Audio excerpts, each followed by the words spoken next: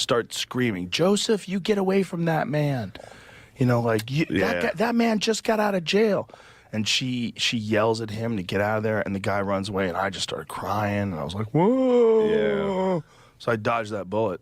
And then another time, when I was 13, we were hanging around this lake in Jamaica Plain. It was this, like, Jamaica Pond was this place we would go and fish.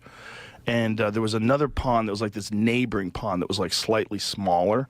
And this guy was always like running around the lake. He was jogging, and me and my friend Josh would be hanging out. This guy would come over and talk to us.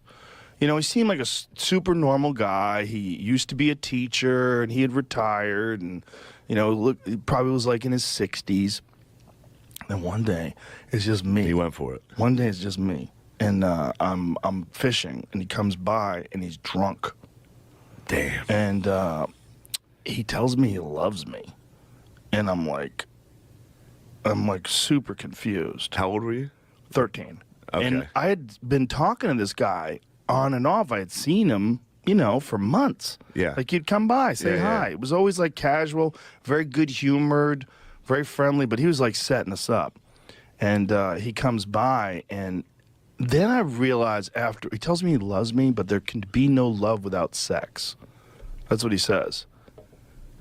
And I'm like, what? And I had a knife. So I remember, like, I grabbed my knife in my pocket, and I had my hand on my knife, and I was like, oh my God, I'm going to have to stab this guy. Damn. Yeah. I was like, this is going to, because there was no one around. There was no one around. Wow. It was just trees and You were 13? forest. You were like, I'm going to have to stab. Oh, I was going to